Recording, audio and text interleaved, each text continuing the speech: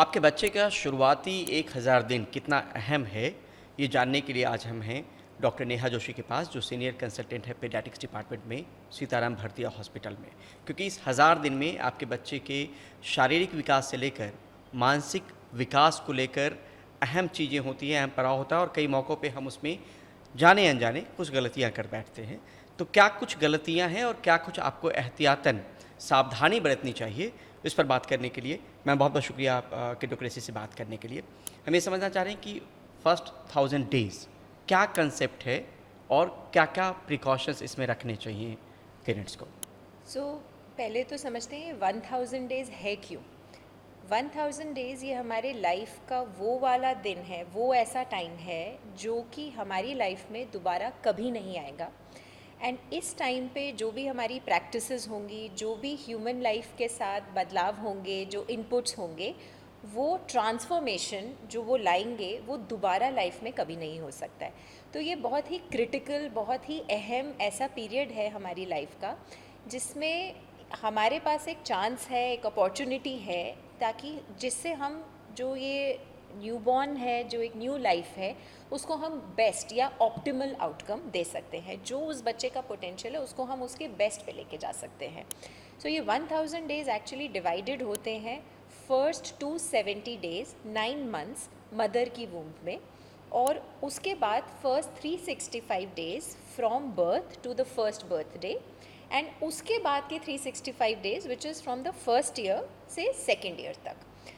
इसमें जो 3 इम्पॉर्टेंट चीज़ें हो रही होती हैं, फिज़िकली तो सब जानते हैं कि एक छोटा बच्चा पैदा होता है, फिर वो कैसे बड़ा होता है, अधिकतर फर्स्ट बर्थडे तक बच्चे चल रहे होते हैं, तो फिज़िकल ट्रांसफॉर्मेशन सबको दिखता है।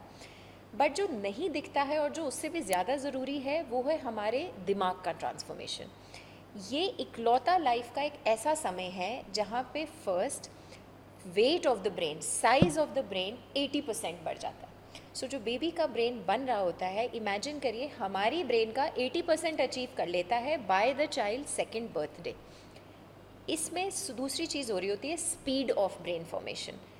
हर 1 मिनट में अराउंड 1 मिलियन नर्व कनेक्शंस बन रहे होते हैं, और ये इसी लाइफ के फेज़ में बन रहे होते हैं। तो the speed with which every nerve cell is talking to another nerve cell and हमारी एनवायरनमेंट का कनेक्शन बना के उसको प्रोसेस कर रहे होते हैं, उसको समझ रहे होते हैं और हमारी बॉडी को डायरेक्शंस दे रहे होते हैं, इसकी स्पीड इस टाइम पे सबसे मैक्सिमम है।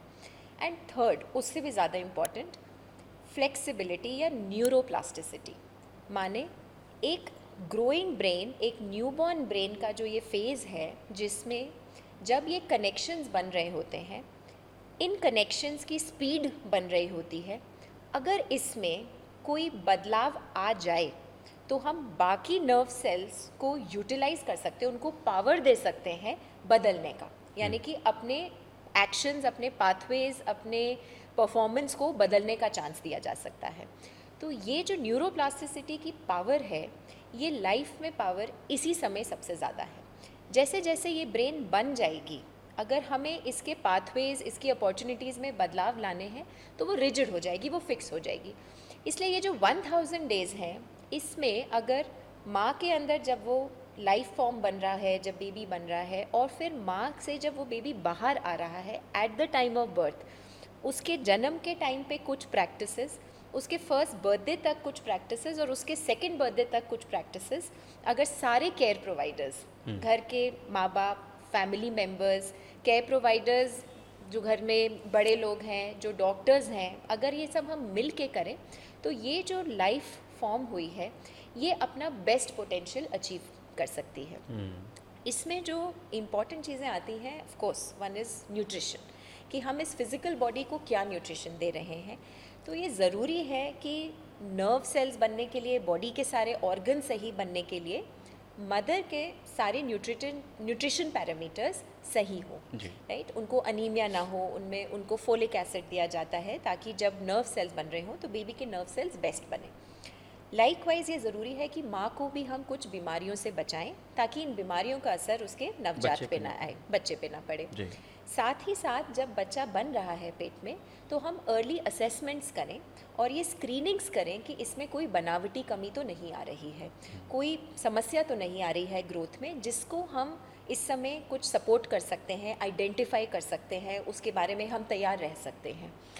एंड जब ये बेबी बन के प्रिपेयर्ड है and baby is now ready to arrive और बाहर आते हैं, तो at the time of birth उनको एक सही मेडिकल टीम मिले जो बेबी को रिसीव करे जी। एंड लाइफ को लेने समय बेस्ट रिससिटेशन प्रैक्टिसेस मिले। और सेफ रिससिटेशन के बाद जिसको हम कहते हैं गोल्डन वैक्सीनेशन, माँ का पहला दूध मिले, right. So feeding with in the first hour of birth, जिसको गोल्डन वैक्सीनेशन या कोलोस्ट्रम कहते हैं, जी। वो विद इन 1 पीला आवर गाढ़ा को दूध। मिले, बिल्कुल।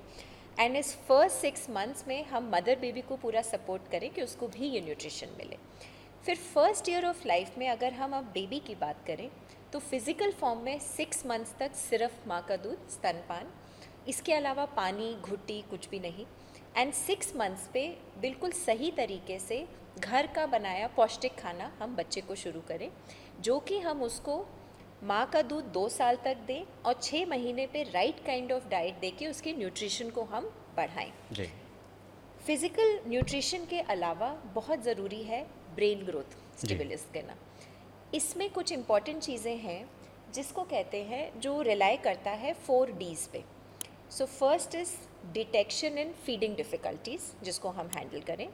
Second is detection of certain metabolic disorders, कुछ ऐसे बनावटी बीमारियां जो बच्चों में हो सकती हैं उनको हम टेस्ट करें, कुछ फिज़िकल एग्जामिनेशन से टेस्ट करें जो कि बच्चे के बर्थ पे होना चाहिए, एंड कुछ एक इम्पॉर्टेंट ब्लड टेस्ट के थ्रू चेक करें जो कि शरीर में बनने की क्षमता रखती हैं आने वाले समय में। अभी बनना शुरू हो सकती हैं बट उनका असर हमें शरीर में नहीं दिख रहा। तो early detection of these disorders by conducting some screening test, कुछ ब्लड की ऐसी जांच करें जिससे कि हमें आभास हो कि इस बच्चे में ये बीमारियां बाद में आने के चांसेस ज़्यादा हैं। जी।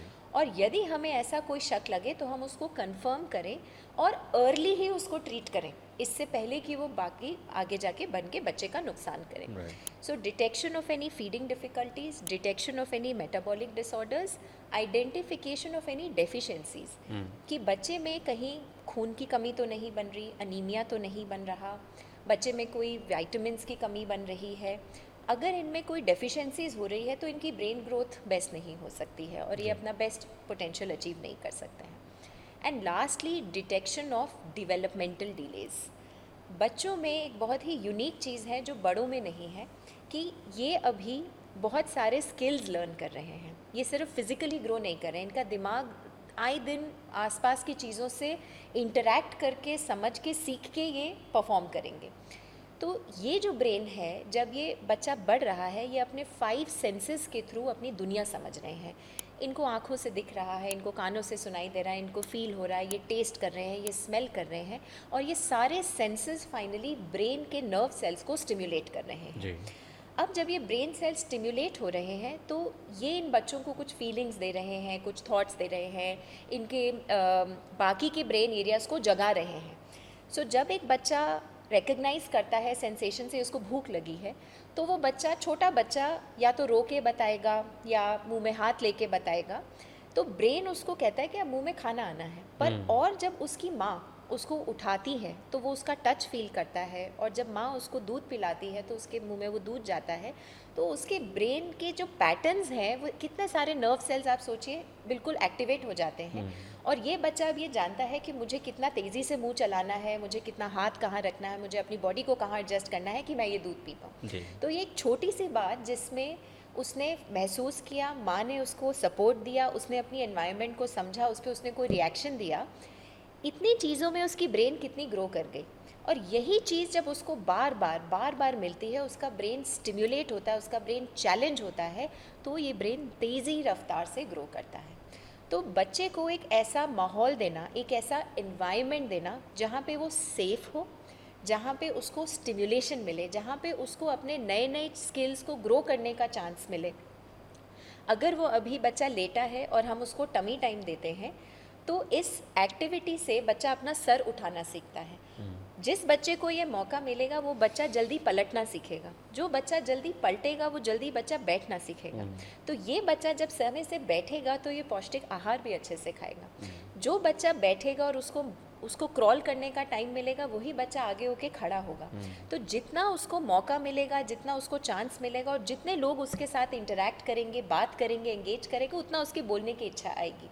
तो ये डेवलपमेंटली स्टिम्युलेटरी माहौल देना एक बच्चे को बहुत बहुत इम्पॉर्टेंट है। ये 1000 ये जो प्रोग्राम है मैम, ये भारत सरकार की तरफ से भी है कि ये बड़ा इम्पोर्टेंट यस प्रोग्राम है? तो हमारे गवर्नमेंट ऑफ इंडिया ने RBSK यानी कि राष्ट्रीय बाल स्वास्थ्य कार्यक्रम लॉन्च किया है, जिसके तहत सारी प्रेग्नेंट लेडीज़ को, जितनी भी आप कह सकते हैं जच्चा बच्चा सेवा में, प्रेग्नेंट मदर्स को अब हम न्यूट्रिशन देते हैं, एजुकेशन देते हैं, आंगनवाड़ी वर्कर्स जो हैं उनके पास जाके उसके गाइडेंस लेते हैं।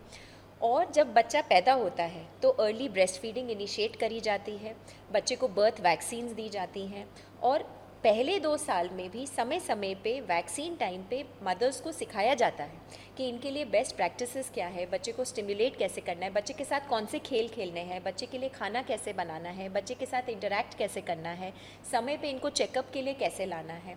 और एक बड़ा इंपॉर्टेंट एलिमेंट है जिसको कहते हैं एंटिसिपेटरी गाइडेंस। मानिए किसी कारण से हम जानते हैं कि हम ट्रैवल करेंगे तो हमें क्या प्रिकॉशंस लेने हैं। मान लीजिए घर में कुछ स्थिति ऐसी आ जाएगी कि कुछ टाइम के लिए किसी को ट्रैवल होगा तो घर के लोग कम हो जाएंगे या घर के लोग बिजी हो जाएंगे। तो इस स्थिति में हमें क्या तैयारी रखनी है कि हम बच्चे को बेस्ट स्टिमुलस फिर भी देते रहें। मान लीजिए घर में कोई बड़ा भाई बहन भी आएगा तो अब जो बड़ा बच्चा है वो कैसा महसूस करेगा, तो हम उसको कैसे तैयार करेंगे कि वो भी खुश रहे और वो भी स्वस्थ रहे और वो भी पौष्टिक आहार लेते रहे, जबकि एक नया बच्चा आएगा उसकी भी तैयारी हो।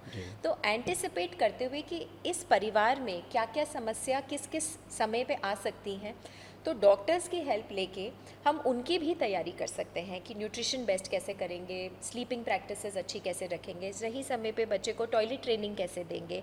बच्चे के लिए आजकल सोशल स्टिमुलस बहुत ज़्यादा ज़रूरी है। आज की दुनिया में हर जगह टीवी है, मोबाइल्स हैं, गैजेट्स हैं और अभी बहुत रीसेंट स्टडीज़ भी आई है, हमारे ऑल इंडिया इंस्टीट्यूट के डॉक्टर्स ने आइडेंटिफाई भी किया है कि बहुत ज़्यादा गैजेट्स और फ़ोन्स दिखाने से risk of digital autism, virtual autism या ऑटिज़म के पैरामीटर्स जो हैं कितने बढ़ गए हैं। और बहुत सारे पेरेंट्स हैं, क्योंकि अब सभी के हाथ में मोबाइल्स हैं और ऐसा लगने लग गया है कि ये हमारे जीवन का एक नॉर्मल हिस्सा है, बट एक बढ़ते बच्चे के लिए ये मोबाइल कितना हानिकारक है। तो एक फैमिली को गाइड करना, एंटिसिपेट करना कि अगर आप मान लीजिए मदर हैं, अब वो वर्क पे जाएंगी, फादर भी वर्क पे जाएंगे और घर में जब बच्चे का जो ख्याल रखेंगे तो इस बच्चे के लिए बेस्ट स्टिमुलस हम कैसे दे सकते हैं, इस बच्चे के लिए बेस्ट आहार कैसे बनेगा, ये फैमिली को गाइडेंस देना बहुत ज़रूरी है। क्योंकि इस बच्चे के लिए यही टाइम है लाइफ का जहाँ पे उसकी ब्रेन इन सारे स्टिमुलस को रेस्पॉन्ड करेगी और यदि हम ये नहीं कर पाए तो उसको ये मौका मिलेगा ही नहीं, वो इस ग्रोथ लेवल पे पहुँचेगा ही नहीं। तो आप सोचिए कि जो वयस्क का जो ब्रेन है उसका 80% ब्रेन इस 1000 दिन में बच्चे का तैयार हो जाएगा। यानी बच्चा, कहते हैं ना कि बच्चा जो देख रहा है वो सीख रहा है। यानी वो उसकी वो क्षमता उस तरीके से आ जाती है। मैम यहाँ पर घर का माहौल इस 1000 दिनों के लिए, मतलब प्रेगनेंसी के बाद ओबियसली जब बच्चा आ जाता है, किस तरीके का रहना चाहिए कि ब्रेन का डेवलपमेंट बच्चे का अच्छा हो, क्योंकि ये 1000 दिन बहुत ये बड़ा इम्पोर्टेंट क्वेश्चन पूछा आपने, क्योंकि आजकल की बहुत ही कह सकते हैं बिज़ी लाइफ है, सब तनाव ज़्यादा है, स्ट्रेस ज़्यादा है, प्रेशर ज़्यादा है। तो एक बच्चा जब एक थ्राइव कर रहा है और ग्रो कर रहा है, उसके लिए एक फ़िज़िकल माहौल है कि सेफ्टी है, जहाँ पे खतरे नहीं हैं, जहाँ पे फ़िज़िकल डेंजर्स नहीं है। अगर बच्चे को हम ज़मीन पे छोड़ रहे हैं तो वहाँ पे कोई ऐसी छोटी मोटी चीज़ें नहीं हैं जो उसको नुकसान दे दें। और एक है साइकोलॉजिकल माहौल या इमोशनल माहौल। अगर घर में तनाव है, अगर घर में मदर और फादर, माँ बाप के झगड़े हैं या घर में और कोई झगड़े हैं, तो बच्चा जिस माहौल में बन रहा है उसमें तनाव है, उसमें वो गुस्सा सुन रहा है, वो तेज़ आवाज़ें सुन रहा है, वो खुशी नहीं देख रहा है, वो स्माइल नहीं देख रहा है, तो इसका पूरा प्रभाव बच्चे पे असर लाता है। ऐसे बच्चे हम देखते हैं बुझे बुझे रहते हैं, उनका डेवलपमेंट स्लो हो जाता है, वो इमोशनली बहुत फंसी, बहुत क्रैंकी, चिड़चिड़े, रोते रहते हैं, दुखी रहते हैं और आगे जाके भी स्कूल एडजस्टमेंट्स में इनको डिफ़िकल्टी आती है।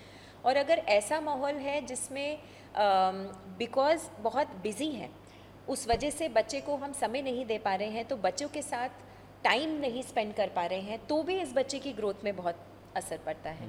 क्योंकि बच्चे का ब्रेन तो वेट कर रहा है कि अब मुझे क्या करना है, तो इसको कहते हैं स्विंग एंड सर्व। आपने बच्चे को स्विंग करके एक चैलेंज दिया, फिर बच्चे ने उसका एक जवाब दिया, और यदि हम उसको वापस जवाब नहीं देंगे तो ये बच्चा कभी भी उसमें रिएक्ट करना सीखेगा ही नहीं। सो जब भी मान लीजिए एक बच्चा है, हम उसको मान लीजिए एक बच्चा है, उसको भूख लगी है, या आप मान के चलें एक कहीं से कोई आवाज़ आई या कोई शोर आया और हमने बच्चे को दिखाया कि अरे वो देखो वहाँ पे चिड़िया ने आवाज़ करी। हम सोच सकते हैं अभी ये इतना छोटा बच्चा है, इसको क्या ही समझ में आ रहा है, बट दरअसल क्योंकि उसकी ब्रेन स्पीड से ग्रो कर रही है, क्योंकि उसमें सेल्स 1 मिलियन कनेक्शंस बना रहे हैं, और क्योंकि उसकी सारी चीज़ें अब्जॉर्ब हो रही हैं, वो बच्चा सुन रहा है, वो देख रहा है, और वो ये भी देख रहा है कि आप उसके साथ खुशी से एंगेज कर रहे हैं। तो ये बच्चा वो चिड़िया भी देखेगा, ये बच्चा वो सुनेगा भी, ये बच्चा ये भी जानेगा कि मेरे आसपास के लोग मुझसे इंटरैक्ट करते हैं और मुझे भी इनसे इंटरैक्ट करना है, तो मुझे भी इनको जवाब देना है। और बच्चा ये भी दिखेगा कि मेरे आसपास चीज़ें क्या हैं, मुझे उनके साथ कैसे इंटरैक्ट करना है, मुझे किस नाम से बोलना है। बट अगर कोई बच्चा बस लेटा ही हुआ है और उससे कोई बात नहीं कर रहा, उससे कोई देख नहीं रहा है, सब अपने उसमें बिजी है, तो इस बच्चे को समझ ही नहीं आएगा कि मुझे अपने दिमाग का यूज़ कैसे करना है। तो जब इन 1000 डेज़ में इस बच्चे को स्टिम्युलस नहीं मिलेगा, इसको न्यूट्रिशन नहीं मिलेगा, इसके माहौल में टेंशन्स रहेंगी, मान लीजिए आसपास के लोग हैं वो उसको अगर समय भी दे पाएंगे बट समय देते हुए दुखी रहेंगे, खुश नहीं रहेंगे, तो बच्चे को इस बात का आभास हो जाएगा और उसका ब्रेन अपने आप को प्रोटेक्ट करने के लिए इस एनवायरनमेंट से शट डाउन करने की कोशिश करेगा। तो जो उसके पास एक क्षमता थी बिल्कुल थ्राइव करने की, ग्रो करने की, वो उससे हम ले लेंगे। इसलिए ये बहुत ज़रूरी है कि जितने भी घर के लोग हैं वो इस बात से परिचित हों कि ये 1000 डेज़ का मायने क्या है, वो इस बात से परिचित हो कि इस 1000 डेज़ को मैक्सिमम यूटिलाइज़ करने के लिए, इस ब्रेन की पोटेंशियल को मैक्सिमम यूटिलाइज़ करने के लिए उनके घर में day in and day out, दिन से लेकर रात तक बेस्ट हेल्दी प्रैक्टिसेस क्या हैं। उनके लिए जानना ज़रूरी है कि बच्चे की बढ़ती उम्र के साथ उसकी न्यूट्रिशनल नीड्स क्या हैं। उनका ये जानना ज़रूरी है कि बढ़ती उम्र के साथ और बदलते माहौल के साथ यदि कोई बीमारियां आ जाएं, यदि कोई डेफिशिएंसीज आ जाए तो ये बच्चे को असर ला सकती हैं। इसलिए इनका टाइमली चेकअप हो जाना, इनका टाइमली इवैल्यूएट हो जाना, इनका टाइमली करेक्शन हो जाना इस बच्चे पे लॉन्ग टर्म कितना बढ़िया प्रभाव दे सकता है, उनका ये भी जानना ज़रूरी है। और ये भी जानना ज़रूरी है कि कभी कभी कुछ ऐसी समस्या जो वो लगे कि वो नहीं समझ पा रहे कि हम इसको कैसे मैनेज करेंगे, कैसे हैंडल करेंगे, उसमें एक्सपर्ट से राय लेके क्या बेस्ट किया जा सकता है, ये एक हेल्प भी ली जा सकती है। मैं इसका एक एग्जांपल दूंगी। जैसे कि आप जानते हैं कि हमारी कंट्री में वर्किंग पेरेंट्स के लिए, वर्किंग मदर्स के लिए मैटरनिटी लीव है 6 मंथ्स की, और हम फर्स्ट 6 मंथ्स में सब मदर्स को कहते हैं कि आप प्लीज़ ब्रेस्ट फीडिंग कराएं, और उनको, और सब मदर्स इसको फॉलो भी करना चाहती हैं। बट कभी कभी किसी कारण से अगर काम पे उनको जल्दी जाना पड़े या जब वो काम में निकलती हैं तो उनको ये वरी रहती है कि हमारे पीछे से बच्चे को कैसे दूध पिलाया जाएगा। एंड बहुत सारी मदर्स ये प्रेशर फील करती है कि क्यों ना हम इनको बॉटल फीड करा दें, ये कितना साधारण तरीका है। बट मैं बताना चाहूँगी कि अगर वो पीडियाट्रिशियन से बात करें और अगर वो एक्सपर्ट से बात करें तो हम बहुत सारे समाधान और ऑप्शंस इसके निकाल सकते हैं। 1, it may not be necessarily to use a bottle at all. We have, जैसे कि हम इसमें एक्सप्रेस्ड मिल्क कर सकते हैं, हम मदर के ही थन के दूध को एक्सप्रेस करके संभाल सकते हैं, स्टोर कर सकते हैं और उसको पिलाया जा सकता है। और ऑप्शंस निकाले जा सकते हैं, क्या हम बेबी को कुछ टाइम मदर के पास ला सकते हैं, क्या मदर के कुछ आवर्स फ्लेक्सिबल किए जा सकते हैं, और अगर नहीं किए जा सकते तो हम एक्सप्रेस्ड मिल्क दे सकते हैं और एक पर्टिकुलर टाइम के बाद हम अनाज खिला सकते हैं। बट यदि वो एक्सपर्ट से डिस्कस ही नहीं करेंगे तो वो बेस्ट प्रैक्टिसेस जानेंगे भी नहीं। और कुछ चीज़ें क्योंकि तो हम एंटिसिपेट कर सकते हैं, हमें जानना है कि हमें 6 महीने पे करना है, तो हम पहले से ही इसकी प्लानिंग कर सकते हैं। इवन जब मदर्स काम पे जाती हैं तो उनको वरी होता है कि हमारा बेबी अब सेपरेट हो जाएगा तो सेपरेशन एंग्जाइटी आ जाएगी, तो ये बच्चा कैसे मैनेज करेगा जब हमसे दूर हो जाएगा। बट अगर हम पहले से ही 1-1 घंटा बेबी के साथ सेपरेट होके बेबी के साथ ये प्रैक्टिस करें तो आप नोटिस करेंगे कि बेबीज़ बहुत सिक्योर हो जाते हैं, और जब मदर्स लंबे टाइम के लिए वापस जाती है तो वो इतना तनाव फील नहीं करते। अधिकतर हम बोल के जाते हैं अरे अभी आ जाएंगे, अभी आ जाएंगे, बट वो बच्चा सोचता है ये बोल के तो अभी जाते हैं और पहुंचते तो है नहीं, तो उसकी टेंशन बढ़ जाती है। बट जब कोई माँ जाने से पहले मान लीजिए उसके माथे को किस करती है और वापस आने पे उसके पाँव को किस करती है, और ये बार बार करती है उसकी आँखों से ओझल होने से पहले और बाद में आने पे, तो वो बच्चा क्या सीखता है कि जब मेरी माँ मुझे यहाँ किस करती है तो कुछ टाइम के लिए गायब हो जाती है, और फिर जब ये मेरे पाँव को किस करती है तो ये आ जाती है। तो उसको आश्वासन आता है कि ये जाएंगी पर ये आएंगी। तो ये पैटर्न से हमने क्या किया, हमने उसकी ब्रेन को स्टिमुलेट किया और हमने बेबी को एक एनवायरनमेंट दिया जहाँ पे हमने उसको सिक्योरिटी भी दी, हमने उसको एक ट्रेनिंग भी दी और हमने उसको प्रिपेयर किया for the next phase, right. And ये ट्रांजिशन बेबी के लिए भी फ़ायदेमंद है और मदर के लिए भी फ़ायदेमंद है, राइट। सो ये सारे 1000 डेज़ के प्रिंसिपल्स हैं कि हम डिफरेंट टाइम पॉइंट्स पे हम समय समय से बेबीज़ पे कुछ इवैल्यूएशंस करें और उनकी डिविएशंस, उनके रिस्क, उनके चैलेंजेस पहचान के मदर फादर केयर प्रोवाइडर्स को स्किल दें, अपॉर्चुनिटीज़ दें कि वो क्या कर सकते हैं ताकि ये बेबी अपने बेस्ट परफॉर्मेंस। ये जो 2 साल है मैम, इसमें गेम्स किस तरीके से बच्चों की ग्रोथ में गेम्स भी इम्पॉर्टेंट है, प्ले भी इम्पॉर्टेंट है। क्या क्या शुरुआती दौर से कुछ चीज़ें अगर बताएं कि इस तरीके की चीज़ें बच्चों को लाना चाहिए। शुरू में जहाँ तक हम समझ रहे हैं कि 6 महीने तक उनको कलर का कोई बहुत आभास नहीं होता है शायद, कुछ अगर आप बताना चाहें कि क्या कुछ चीज़ें हो सकती हैं। जैसे कि मैंने आपसे कहा कि बेबी की ग्रोथ बहुत रैपिड फेज से बढ़ रही होती है, तो इनके जो सेंस ऑर्गन्स हैं ये अपने पेस पे मैच्योर हो रहे होते हैं। तो ये सही है कि इनके जो कलर परसेप्शंस हैं ये अधिकतर towards the end of 1 year establish हो रहे होते हैं, बट ये पैटर्न्स पहचान सकते हैं। सो जो छोटे बेबीज़ होते हैं, अगर हम इनके लिए गेम्स या स्टिमुलस की बात करें, इसको हमें थोड़ा फ़र्क करना होता है फर्स्ट 6 मंथ्स में, 6 मंथ से 1 साल और 1 साल से 2 साल में। फर्स्ट 6 मंथ्स में क्योंकि अधिकतर बच्चे अभी या तो बिस्तर पे रहते हैं या हमारी गोदी में आते हैं, या जब हम टमी टाइम देते हैं तो हम उनको चटाई या तलाई पे, फ्लोर टाइम पे ये स्टिमुलस देते हैं, तो वो पैटर्न्स पहचानते हैं। तो जो पैटर्न्स, आजकल पैटर्न्स की किताबें भी आती हैं, एंड इवन ह्यूमन फेसेस, जब हम उनके साथ इंटरेक्ट करते हैं, हम कभी स्माइल देते हैं, हम कभी फ्राउन देते हैं, हम कभी तरह तरह के चेहरे बनाते हैं, तो हमारे पैटर्न्स बनते हैं फेस पे। तो ये भी बच्चे के लिए गेम है।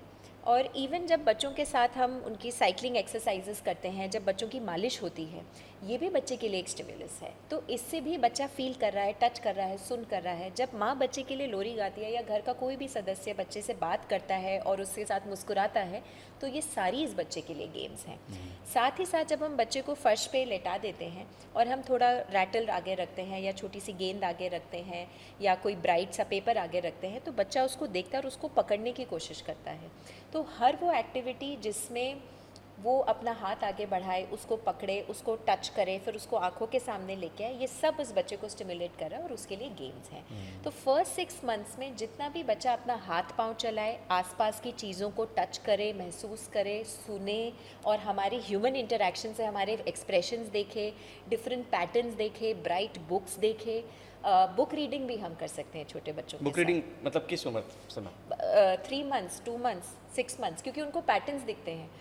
जब हम बुक रीडिंग कर रहे हैं तो वो देख रहे हैं कि कोई पैटर्न है, कोई मेरे कान में आवाज़ आ रही है, मेरे सामने कोई चीज़ हो रही है। ये सब उनकी ब्रेन को बम्बार्डमेंट दे रहा है, ये सब उनकी ब्रेन के वो जितने भी कनेक्शंस बन रहे हैं हर जगह स्टिमुलेट हो जा रहा है कि समथिंग इज़ हैपनिंग, कुछ हो रहा है और मुझे ये कुछ फील करा रहा है। और फिर मुझे जब मैं आवाज़ करता हूँ तो आगे वाले की स्पीड बढ़ जाती है, वो कुछ ज़्यादा ज़ोर से बोलते हैं। तो बच्चा इस तरीके से सीख रहा है। जब बच्चा 6 महीने से 1 साल की एज में जाता है तो इस समय पे बच्चा अधिकतर क्रॉल करके चलना शुरू करता है। तो इसमें हम इनकरेज करते हैं कि पेरेंट्स बच्चों को एक जगह दें जहाँ पे बच्चे मूव कर पाएँ। हमने ऐसा देखा कि कोविड के बाद डर के कारण बहुत पेरेंट्स ने कि इन्फेक्शंस हो जाएंगे, बच्चों को बिस्तर पे रखा। बट इस कारण से क्योंकि बच्चों ने बैलेंस ही नहीं सीखा, बैलेंस होके आगे जाना ही नहीं सीखा और उन्होंने सीखा ही नहीं कि कोई भी टच करो, फील करो तो क्या अपने को कैसे मैनेज करना है, उनमें ये स्टिमुलस ही नहीं आया, उन्होंने चलना लेट करा, राइट। तो एक 6 महीने से 1 साल के बच्चों में ज़रूरी है कि उनको फिज़िकल एक्टिविटी का स्पेस मिले और ये बच्चे हाथ में चीज़ें पकड़ के ट्रांसफ़र करना सीख रहे हैं, छोड़ना लेना सीख रहे हैं। तो इनके साथ जब हम इनको कोई गेंद देते हैं, इनसे ले लेते हैं और इनको कोई चीज़ दिखा के टच कराते हैं, फील कराते हैं और इनसे रिएक्शन लेने की कोशिश करते हैं, ये इनके लिए बहुत इंपॉर्टेंट स्टिमुलेटरी गेम्स हैं। जब 6 महीने से 1 साल के बच्चे को हम पॉइंट करके चीज़ें सिखाते हैं, ये है मम्मी, ये है पापा, तो ये हमें बा, माँ, बाबा, बाई सिलेबल्स, इनके साथ हमसे कम्युनिकेशन सीखते हैं। प्लस ये आसपास के रंग सीखते हैं, आसपास फ़ैन, लाइट, सन, चिड़िया, सो ये सब पहले भी हम बच्चों को, और जेस्चर्स जैसे टाटा, बाय बाय, जय, नमस्ते, जब हम बच्चों को सिखाते हैं तो ये फाइनली सीख रहे हैं कि आसपास की दुनिया में हो क्या रहा है।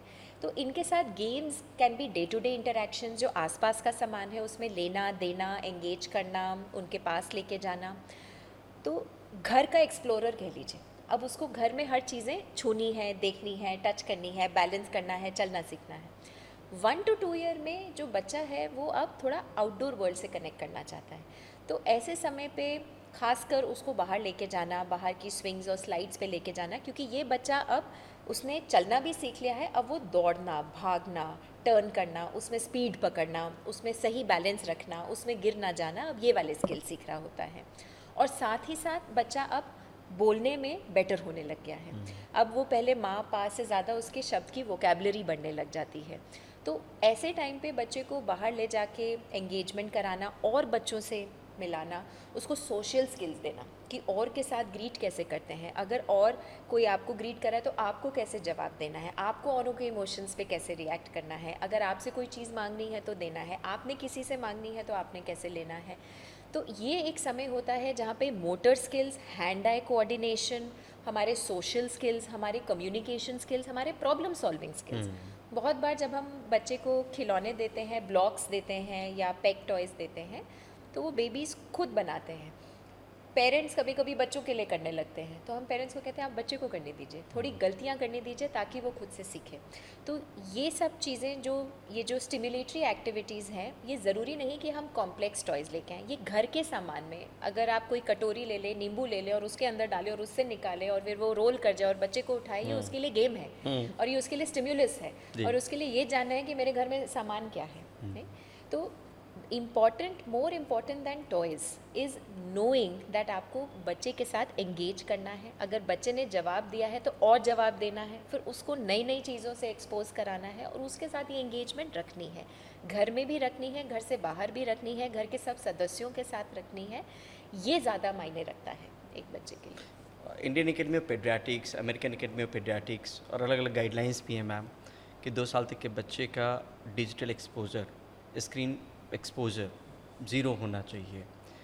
इसमें माता पिता को आप क्या बोलेंगे? आपके पास भी पेशेंट आते होंगे, पेरेंट्स आते होंगे, क्या कहेंगे? सो आपने गाइडलाइंस की बात करी है, मैं इनफैक्ट ये बताना चाहूँगी कि इंडियन एकेडमी ऑफ पीडियाट्रिक्स, हमारा RBS के प्रोग्राम जो अमेरिकन एकेडमी ऑफ पीडियाट्रिक्स है, ये कहता है कि घर में कुछ गाइडलाइन ज़रूरी है और उसके साथ साथ समय समय पे बच्चों का एक थरो और डिटेल्ड डेवलपमेंटल इवैल्यूएशन भी ज़रूरी है। यदि अगर हमें सब सही लगे तो भी इन बच्चों के डेवलपमेंटल स्क्रीन्स समय समय पे कराना ज़रूरी है। ऐसा देखा गया है कि जो ये ह्यूमन ब्रेन है, ये आसपास की चीज़ों को 3 डायमेंशन में समझता है। जो स्क्रीन है ये बच्चों को 2 डायमेंशन देता है। दूसरी समस्या क्या है कि स्क्रीन में जो चीज़ें आती हैं ये अट्रैक्टिव बनाई गई हैं ताकि ये हमारे इंटरेस्ट को एंगेज करे। तो जब भी एक बढ़ती ब्रेन स्क्रीन से एक्सपोज होती है वो स्टिमुलेट हो जाती है, उसको बहुत ही एक पावरफुल रिएक्शन मिलता है। उस पावरफुल रिएक्शन के बाद बाकी चीज़ों पे फोकस करना डिफ़िकल्ट हो जाता है क्योंकि आसपास की चीज़ फिर उतनी एंगेजिंग नहीं रहती। इस डिफरेंस को जानते हुए ये इम्पॉर्टेंटली सारे एक्सपर्ट्स का मानना है कि बच्चों को screen exposure in first 1000 days, first 2 years life में नहीं देना है।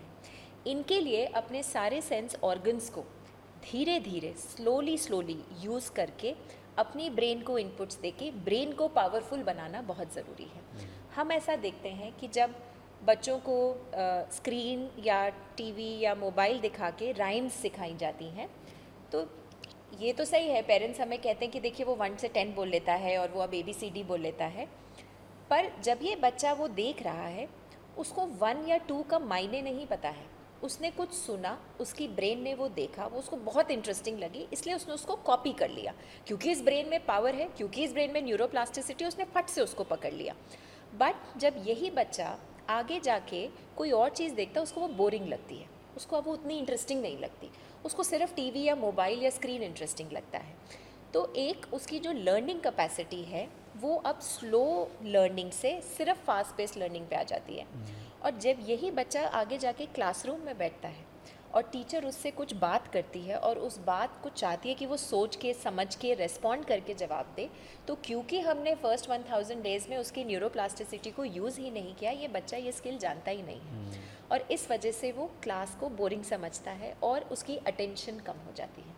तो इस एक्सेसिव स्क्रीन यूज़ से the risk of losing your power of attention, of losing your power of focus and the risk of becoming inattentive later on rise.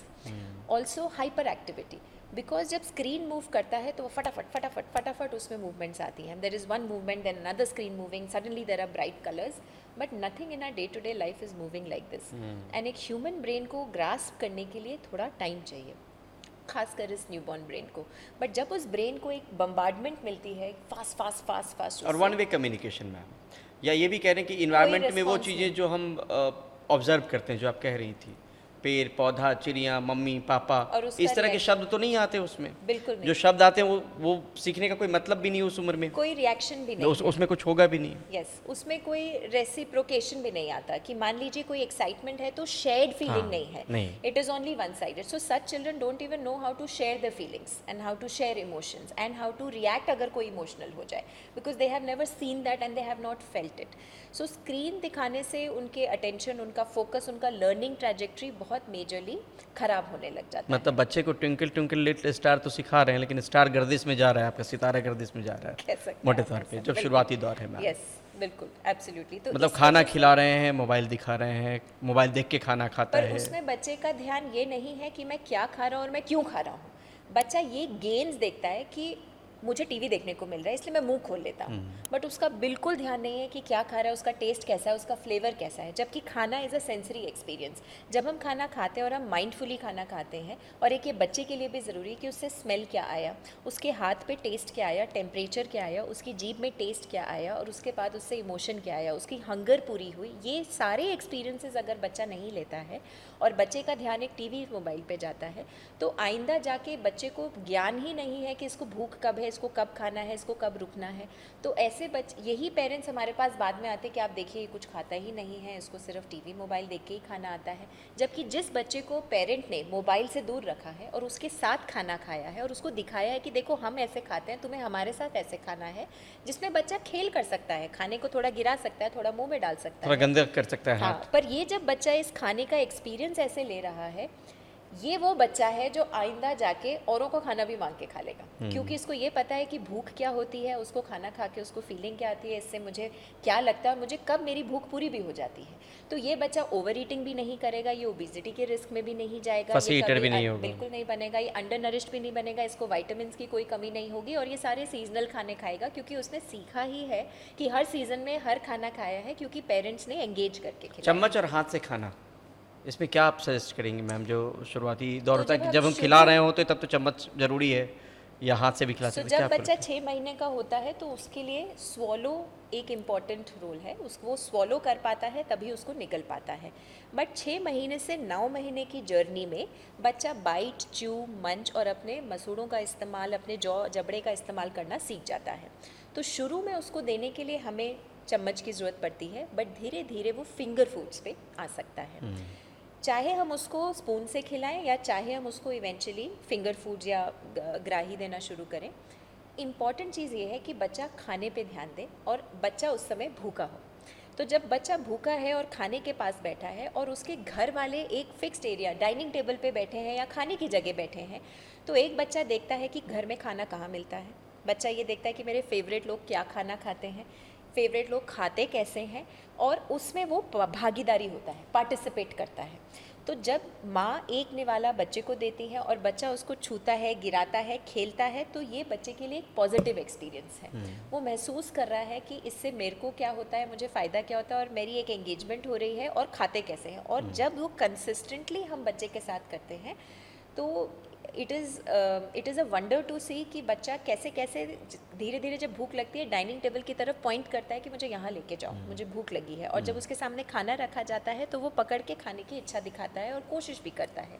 हाँ, उसको supervision की ज़रूरत है, उसको थोड़ा गाइडेंस की ज़रूरत है, बट ये एक इंस्टिंक्ट है खाना तो एक इंस्टिंक्ट है और उसको सेंस करना बच्चे का ग्रोथ का एक पोटेंशियल है। बच्चे हर चीज़ को ऐसे ही समझ रहे हैं, उनको दिख क्या रहा है, उनको फील क्या हो रहा है। तो जब सेंसरी एक्सपीरियंस, जब उसको छूते हैं, जब उसको छू के कहीं लेते हैं और फिर ये भी रियलाइज़ करते हैं कि पकड़ के ये गिर गया तो माने कि बेटर पकड़ना है और बेटर मुंह में लेके जाना है, ये उनकी ट्रेनिंग एक्सरसाइज है, इसी माध्यम से वो सीखते हैं। तो उनके लिए ये सारी चीज़ें एक्सपीरियंस करना ज़रूरी है, ना कि हमने पकड़ के खिला दिया या डांट के खिला दिया या डिस्ट्रैक्ट करके खिला दिया।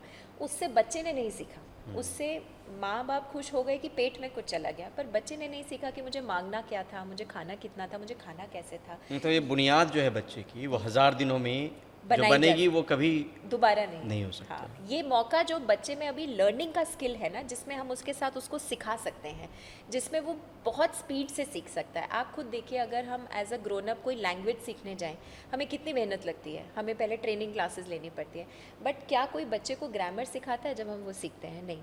तो ये बच्चा जन्म में जब उसकी कोई घर में हिंदी बोल रहा है, कोई अंग्रेज़ी बोल रहा है, कोई रीजनल लैंग्वेज, कोई मदर टंग बोल रहा है, ये बच्चे 2 से 3 लैंग्वेजेस आपको सुना देते हैं 2 साल की एज में और बिल्कुल करेक्ट बोलते हैं। कैसे बोलते हैं? ये इनकी न्यूरोप्लास्टिसिटी, फर्स्ट 1000 डेज का पावर है, क्योंकि उन्होंने सुना है, उन्होंने देखा है ये वर्ड कब हुआ है, ये कब रिएक्ट हुआ है, क्योंकि इनका मतलब क्विक लर्नर भी है। क्यों है? क्योंकि ब्रेन इतना फास्ट ग्रो कर रहा है, क्योंकि उसमें कनेक्शंस हो रहे हैं, क्योंकि उनको सुन रहा है, क्योंकि वो फील हो रहा है कि ये सुनने पे मैं बोलूँ तो ये रिएक्शन आता है, ये बोलते हैं तो ये होता है, इस टोन पे होता है, इस आवाज़ पे होता है, क्योंकि वो सब ये देख रहे हैं और वो सुन रहे हैं, इसी तरीके से तो वो सीख रहे हैं। तो उनको ट्रेनिंग क्लासेस की जरूरत नहीं है, उनको सिर्फ observation and being present and engagement और एनवायरनमेंट की भी जरूरत बस उसी की ज़रूरत है। बेबी वॉकर को लेके मैम बहुत सारी स्टडीज़ मैंने देखी जिसमें कहा गया कि बेबी वॉकर सेफ़ नहीं है। हम लोग जब ओरिजिनली मैं बिहार से हूँ तो 3 पहिए वाली गाड़ी होती थी, पीछे कोई ना कोई होता था कि बच्चा गिर ना जाए पीछे।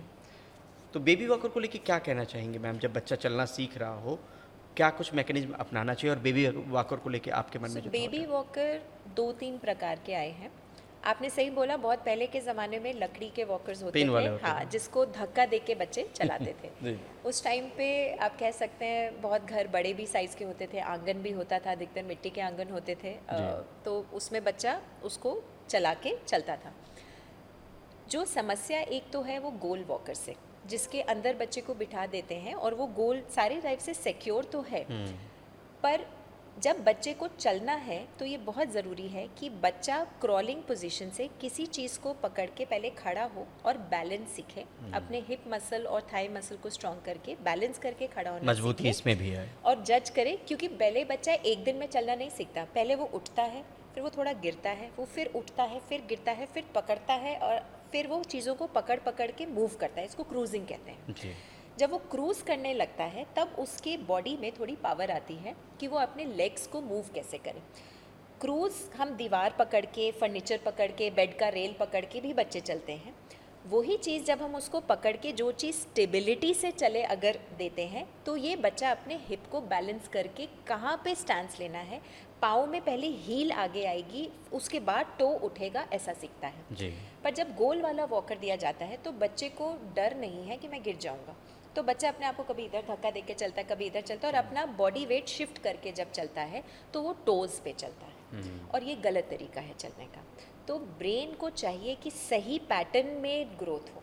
ये ज़रूरी है कि जब हम चलना सीखें तो क्रॉल करें, क्रॉल करके खड़े हो जाएं, खड़े होके साइडवेज मूव करें, उसके बाद हम इंडिपेंडेंट कुछ स्टेप्स लें और फिर इसमें बैलेंस करके आगे लें। और जब हम ये स्टेप्स लें तो पहले हील रखें, फिर पूरा पाँव रखें, फिर टो उठा के चलें। मतलब स्ट्रेंथ भी पैर में आएगी, बैलेंसिंग भी सीखेगा और पॉस्चर भी सही रहेगा। तो वॉकर्स जो होते हैं, जो गोल वॉकर्स होते हैं, वो इन सबको डिले कर देते हैं और वॉकिंग को भी गलत सिखाते हैं, तो दैट इज़ नॉट रिकमेंडेड। जो दूसरे पुश वॉकर्स हैं, प्रोवाइडेड वो स्टेबल हो, क्योंकि बच्चा क्या कर रहा है, वो बैलेंस सीख रहा है और वो अपना सारा भार डाल देता है और वो बैलेंसिंग सीख रहा है। तो अगर बार बार बच्चा गिर जाएगा तो बच्चा हो सकता है कोशिश ना करे, बट अगर वो थोड़ा मूव करेगा और उसको कॉन्फिडेंस आएगा तो वो और कोशिश करेगा। तो एक सही जो पुश वॉकर जिसको बोलते हैं, under supervision on a safe area अगर दें तो वो बच्चे को फ़ायदेमंद है। उसमें सुपरविजन एक ज़रूरी चीज़ है, बट गोल वाले वॉकर्स हम रेकमेंड नहीं करते हैं। और ऐसा कंपलसरी नहीं है कि बच्चे को वॉकर ही चाहिए। घर में भी फर्नीचर को चीज़ों पकड़ को के पकड़ बच्चा चलता है। अगर आप घर से बाहर लेके जाएं और बाकी बच्चों को देख के दौड़ के देखता है तो भी बच्चा चलना चाहता है, तो वो दीवार को पकड़ के, रेलिंग्स को पकड़ के, इन चीज़ों को पकड़ के भी बच्चे चलना चाहते हैं। तो मैं फिर से वही याद रखूँगी कि स्टिमुलस देना बहुत ज़रूरी है, बच्चों को एक रीज़न देना ये करने का, और एक मौका देना, और मौके पे आगे उसको बढ़ाते रहना, ये एक बच्चे के लिए बहुत ज़रूरी है ग्रोथ ईयर्स में, 1000 डेज में। तभी वो टाइम से सीखेगा और टाइम से अगला स्किल करेगा, फिर और नए नए चैलेंजेस करेगा। बट अगर उसको ये मौका ही नहीं मिलेगा, अगर पुश वॉकर दे के वो लेट चलना सीखेगा तो वो दौड़ना लेट सीखेगा, दौड़ेगा तो गिर जाएगा, फिर वो खुद उसमें ज़्यादा कोशिश नहीं करेगा। क्या करें पेरेंट्स की 2 साल की उम्र तक बच्चे को स्क्रीन की आदत न लगे? मतलब एक ये- तपस्या वाला काम है, मतलब पार्ट टाइम जॉब नहीं है मुझे लग रहा है कि पेरेंटिंग या Yes, बच्चे की parenting नर्चरिंग। तो बहुत बड़ी जर्नी है और एक बहुत ही बड़ी रिस्पॉन्सिबिलिटी भी है। पर इसमें सबसे इम्पोर्टेंट आता है, हम ये ना भूलें कि बच्चे पेरेंट्स की छवि हैं, और इसमें पेरेंट्स का रोल मॉडल करना बहुत ज़रूरी है। हर पेरेंट चाहता है कि उसके बच्चे के साथ बेस्ट हो, ऐसा कोई पेरेंट नहीं है जो चाहता है कि ठीक है हो जाए, हर चाहता है कि उसको बेस्ट हो।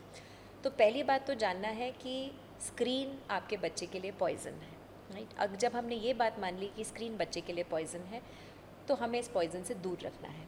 अब समस्या क्या है कि ये पॉइजन हर जगह अवेलेबल है, पर जो बच्चा ऐसे घर में बड़ा हो रहा है जहाँ पे उसको दिख रहा है कि स्क्रीन का एक डिसिप्लिन तरीके से यूज़ होता है, ईज़िली हर जगह मिलता नहीं है, सिर्फ एक पर्टिकुलर पर्पस के लिए यूज़ होता है, यानी कि फैमिली रोल मॉडल करती है कि अगर मैं आपसे बात कर रही हूँ तो मैं स्क्रीन पे देख के बात नहीं कर रही हूँ, मैं आपसे बात कर रही हूँ। अगर मैं खाना खा रही हूँ तो मैं स्क्रीन के साथ खाना नहीं खा रही हूँ, मैं खाना खा रही हूँ और मैं खाने वाले लोगों पे ध्यान दे रही हूँ, मैं खाने पे ध्यान दे रही हूँ। तो रोल मॉडलिंग एक बहुत इंपॉर्टेंट चीज़ है, और इसलिए हम फैमिली को कहते हैं फैमिली मीडिया प्लान।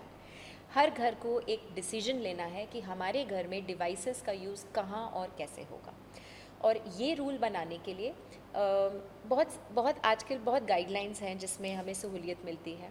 जैसे कि खाने की जगह पे स्क्रीन्स नहीं होने चाहिए, बेडरूम्स में स्क्रीन्स नहीं होने चाहिए।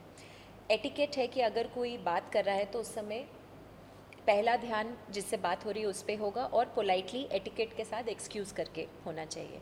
बच्चों के मामले में क्या ज़रूरी है कि बच्चा तो एक्साइटमेंट खोज रहा है, एंगेजमेंट खोज रहा है, खुशी खोज रहा है।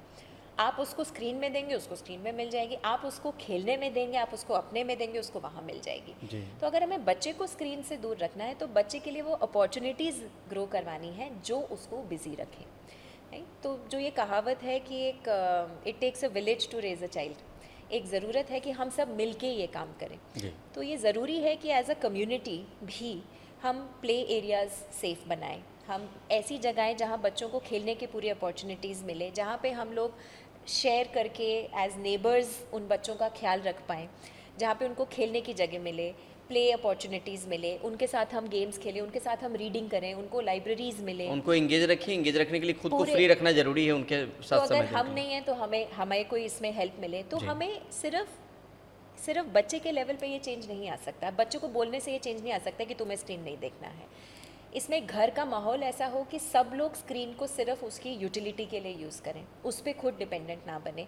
वो बच्चा घर से बाहर जाए तो उसको भी दिखे कि सब लोग खेलते भी हैं, बातें भी करते हैं। तो एक कम्युनिटी लेवल पे भी हमें ये चेंज चाहिए। बट मोर इम्पॉर्टेंटली हम रिकग्नाइज़ करें कि अपने फैमिली के लिए हम वो क्या छोटे छोटे बदलाव ला सकते हैं, बच्चे के स्केड्यूल में बच्चे के रूटीन्स ऐसे बनाएं कि वो स्क्रीन की तरफ ना भागे, वो और चीज़ों में बिजी रहे। बच्चे बहुत क्रिएटिव, बहुत इमेजिनेटिव होते हैं, वो आर्ट एंड क्राफ्ट भी करते हैं, वो म्यूज़िक बहुत पसंद करते हैं, वो स्टोरी सुनना बहुत पसंद करते हैं। तो अगर हम एक स्केड्यूल बनाएं और हम बच्चों को इनमें बिज़ी रखें, और यदि नहीं रख पाएँ तो क्या ऐसे कोई प्ले स्कूल्स हैं, कोई डे केयर्स हैं जहाँ पे बच्चों को बिज़ी रखें, क्योंकि स्क्रीन उसके लिए पॉइजन है, नहीं। तो ये सॉल्यूशंस हम सोचें। ठीक है मैम, ठीक है, बहुत बहुत शुक्रिया। ठीक, थैंक यू। Thank you.